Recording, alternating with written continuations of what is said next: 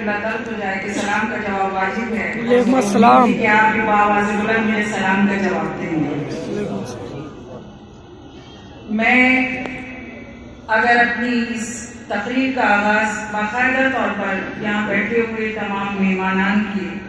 ناموں کے ساتھ اگر کروں گی تو بہت ہی وقت ہوگا اور دامن وقت میں کوئی گنجائش نہیں ہے، اس لیے بہت ہی مختصر تو نہیں کہوں گی، لیکن میں جناب کوشل صاحب کی ہمت کی بے انتہا داد دوں گی کہ یقینی طور پر جو کچھ لے کے آتا ہے وہ دینے کی کوشش بھی کرتا ہے، اور انہوں نے اس ہمت کا اظہار کیا اور اپنے خیالات کا یہاں اظہار انہوں نے کیا اور باقاعدہ طور پر کیا۔ میں بھی بہت زیادہ تو نہیں لیکن بہت تھوڑا سا وقت آغاز کروں گی، اور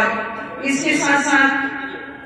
جو ہمارے آج کے صدر ہیں میرے بڑے بھائی جناب انقلاب سرسوی صاحب، استاد شاعر، مہمان خصوصی، مہمان ذیقار، مہمان مکرم، استقبالیہ کمیٹی کے تمام اراکین، یونٹی ایجوکیشنل سوسائٹی ویلفیئر جس نے یہ سیمینار کا انعقاد کیا ہے، ان سبھی کو میں اپنے سلام کے بعد اپنی بات کا آغاز کرتی ہوں۔ اور اس سے پہلے ایک جملہ اور کہ میں شبیہ عباس کو بے انتہا مبارکباد دیتی ہوں، اور وہ اس زاویے سے کہ جس جوش، ہمت، ولولہ کے ساتھ وہ ان کاموں کو انجام دیتے ہیں، وہ واقعی میں سمجھتی ہوں کہ ہمارے لیے بہت بڑا فخر کا مقام ہے۔ اور چونکہ میں اس بستی کی بیٹی ہوں، اگر ایک بات کہہ دوں تو ناگوار خاطر نہ گزرے، ہم لوگ مجالسوں میں کثرت سے ہوتے ہیں، ہم لوگ جلوسوں میں کثرت سے ہوتے ہیں، لیکن کیا وجہ ہے کہ اگر کوئی ادبی لٹریری پروگرام ہو تو ہم اس سے کیوں کتراتے ہیں، ہم اس میں کیوں نہیں شرکت کرتے؟ میری ایک مہینے کے بعد اسی لیے کہی ہے کہ مجھے امید ہے کہ اگلے بار جب بھی سیمینار منعقد ہوگا آپ حضرات زیادہ سے زیادہ تعداد میں شرکت کرا کر یونٹی اکیڈمی کے تمام اراکین، خصوصی طور پہ شبیہ عباس، شاکر اسلامی صاحب کی حوصلہ افزائی ضرور کریں گے۔ بات کا آغاز کرتی ہوں اجازت لے کر صدر محترم سے، اردو شاعری میں علامات کربلا۔ بہت ہی مختصر میں اپنی بات کہوں گی۔ کبھی کبھی زندگی، انسانی زندگی میں ایسے حالات بھی سامنے آتے ہیں کہ جب موت سے بہتر زندگی اور زندگی سے بہتر موت نظر آتی ہے۔ معاف کریے، دیکھیے تھوڑا سا بس اپنے فریضے کا احساس کرتے ہوئے جو راستہ طے کیا تھا وہ اسی اصول پر مبنی تھا۔ عزت کی ذلت کی زندگی سے عزت کی موت بہتر ہے۔ صحرائے کربلا میں سدا بصحرا نہیں ہوئے بلکہ ان کا پائیدار مفہوم آج بھی غیرت دار اقوام کے زندگی کے مزیات کے ساتھ ابھرا، اور اس کی توانی میں اضافہ ہی نہیں ہوا بلکہ وہ ہر دور کے جابروں، ظالموں اور یزیدیوں کے سامنے ایک چیلنج بن کر سامنے آیا۔ بقول مولانا محمد علی جوہر، قتل حسین اصل میں مرگ یزید ہے، قتل حسین اصل میں مرگ یزید ہے،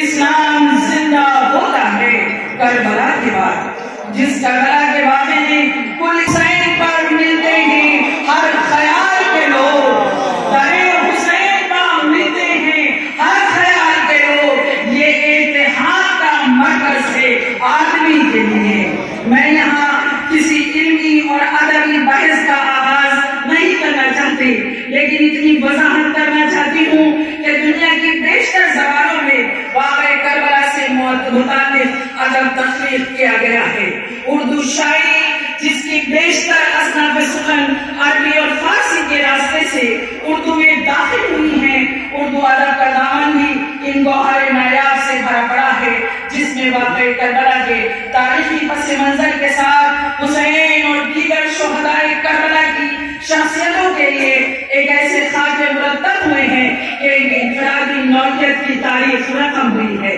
عربی شاعری میں تو برسی کی روایت موجود تھی، مگر ایران نے اسے اپنے جو ہندوستان کی مشترکہ تہذیب کا سب سے روشن نمونہ ہے، اس نے مرثیے کو گنگا جمنی تہذیب کا وہ پیرہن ادا کیا کہ آج بھی اہل دنیا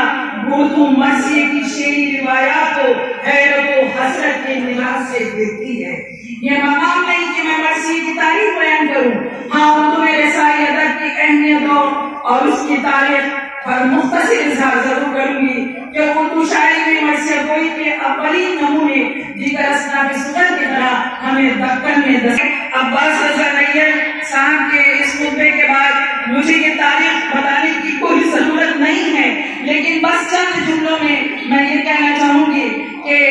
ان تمام یعنی اس پوری تاریخ کے بعد اسے میر ضمیر اور میر خلیق نے مسدس کی شکل عطا کی، لیکن مرثیے کو اوج کمال تک پہنچانے کا سہرا میر انیس اور مرزا دبیر کے سر ہے، جنہوں نے اردو مرثیے کو جداگانہ حیثیت عطا کی ہے۔ ہندی شاعری کی لفظیات کے حوالے سے اگر میں عرض کروں تو ان دونوں نے زندگی کے سارے رسوں، جمالیات، نفسیات اور احساسات کی ایک ایسی ہوش کا کمال یہ تھا کہ انہوں نے حسینی انقلاب کو ہر انقلاب کا پیشگیما قرار دیا اور شہادت امام حسین کو انقلاب کا استعارہ بنا دیا۔ بند ملاحظہ کریں اور یہ ضرور میں پڑھوں گی کہ تاریخ دے رہی ہے یہ آواز دم بدم، تاریخ دے رہی ہے یہ آواز دم بدم، دستے سبات و عزم ہے دشتے بلا و غم، صبر مسیح و جرأت سقراط کی قسم، اس راہ میں ہے صرف ایک انسان کا قدم، جس کی رگوں میں آتش بدر و حنین ہے اور جس سور ماں کا اس میں گرامی حسین ہے۔ یہ جوش والے باتیں کہہ رہے ہیں اور جوش کا نمونہ ملاحظہ کریں کہ اسی قوم کے جب سنتے ہیں میدان میں قدم، ذرا توجہ چاہوں گی کہ ایک اسی قوم کے جم سکتے ہیں میدان میں قدم، جس خدا غیر کی ڈیوٹی پر نظر جس کا حکم، ولولہ دل میں ہو اور دوش کا ہمت کا علم، قوت بازوے